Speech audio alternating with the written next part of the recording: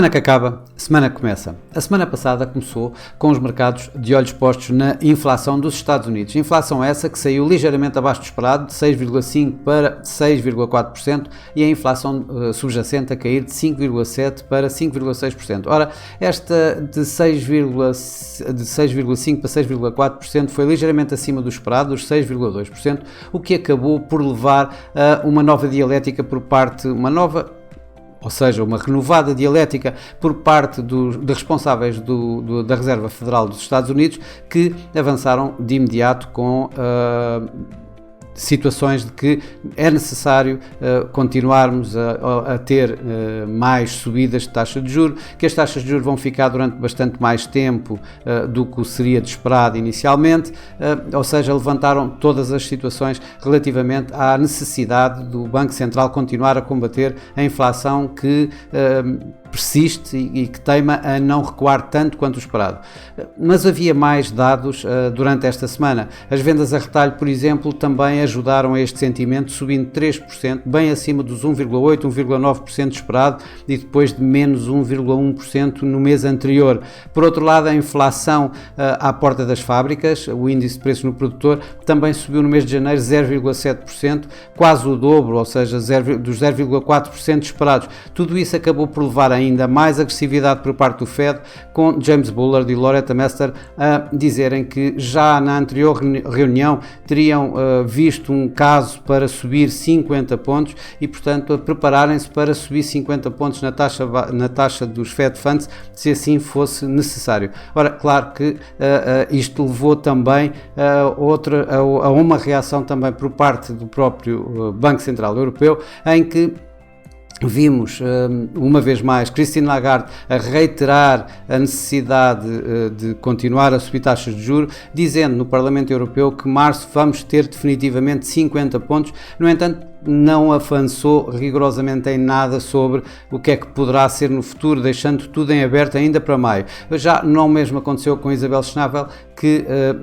essa sim levantou a hipótese de poder haver mais subidas de taxa de juro para maio. As yields em geral, obviamente que depois de tudo isto reagiram em alta,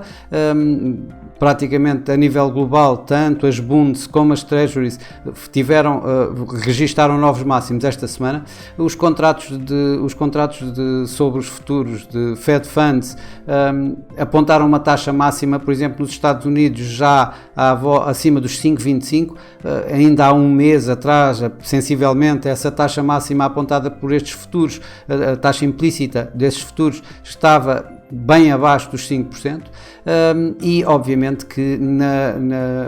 as probabilidades já mostram a possibilidade, inclusive, é que o mercado vê de haver uma subida de 50 pontos já na reunião de março, quando ainda há bem pouco tempo a probabilidade era de não haver qualquer subida de taxa de juros ainda em março. Aliás, o Fed Watch Tool da CME também, de uma forma interessante, vemos neste gráfico que, por exemplo, há um mês atrás dava a possibilidade, a probabilidade maior é obviamente uma subida de 25 pontos em maio, mas dava a probabilidade de não haver qualquer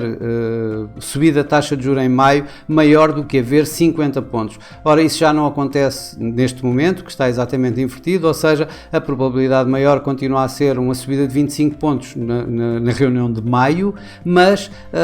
já a probabilidade de haver 50 pontos face a uma não subida passou a ser maior.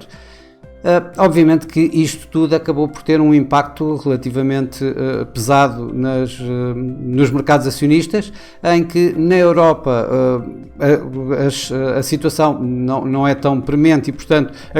os mercados acionistas acabaram em ganharam cerca de 1,5%. Aliás, o CAC 40 em França ganhou 3% esta semana e está em máximos de mais de um ano. Na Ásia, os mercados caíram entre 0,5% e 2% aproximadamente.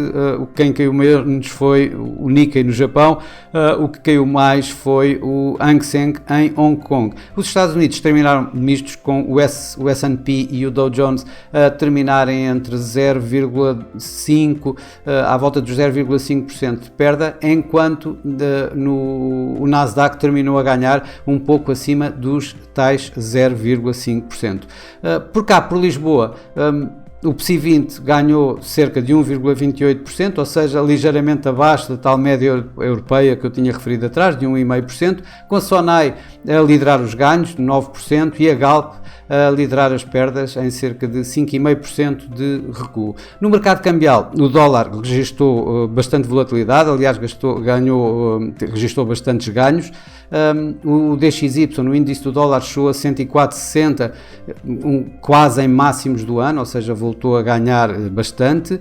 antes de recuar, acabou por recuar e terminar abaixo desse valor. E o euro-dólar, que chegou nesta semana, inclusive na altura dos números da inflação, a chegar a 1,08, uma vez mais, acabou por fazer um novo mínimo que já não se via há mais de um mês, a 1,0613 aproximadamente, e terminou ligeiramente abaixo de 1,07, em torno de 1,07, mas ligeiramente abaixo. De referir ainda esta semana as perdas na Libra, no Yen e os ganhos no peso mexicano, que está em máximos de cerca de 5 anos aproximadamente. Nos mercados das commodities, mais uma vez, temos aqui o petróleo e o gás natural na Europa. O petróleo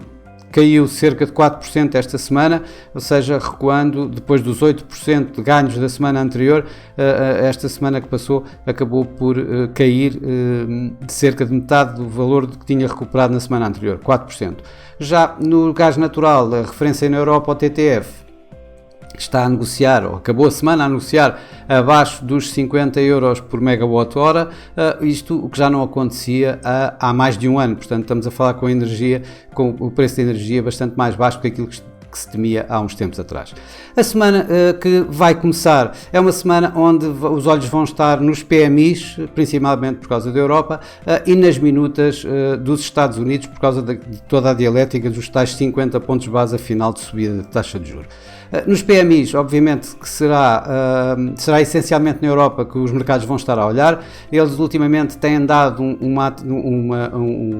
uma resiliência à atividade privada bastante maior do que aquilo que se esperava, daquilo que se temia, e isso coloca a economia bastante mais forte do que o que se pensava que pudesse estar depois da guerra e do choque energético, e, portanto, também aí as hipóteses de haver um suporte maior, ou aliás, uma possibilidade maior do Banco Central Europeu para continuar a subir taxas de juros. É exatamente essa situação, ou seja, uns bons números dos PMIs esta semana, que reforcem exatamente aquilo que têm vindo, ou que já fizeram em janeiro, nos primeiros números deste ano,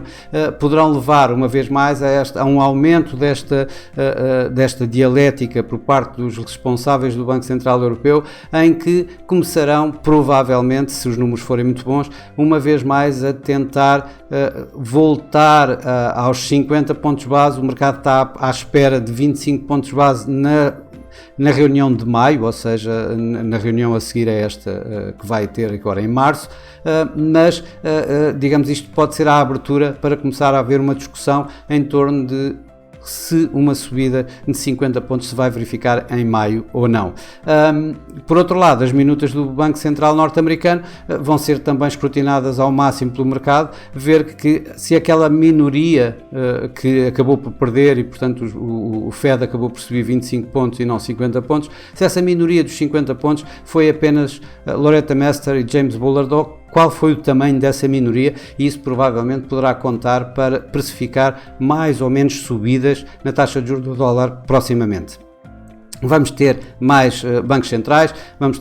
obviamente vamos ter na Coreia do Sul, na Turquia, embora o mais importante seja na Nova Zelândia, onde é esperado uma subida de 50 pontos, depois dos 75 pontos no mês anterior, e na Turquia há alguma,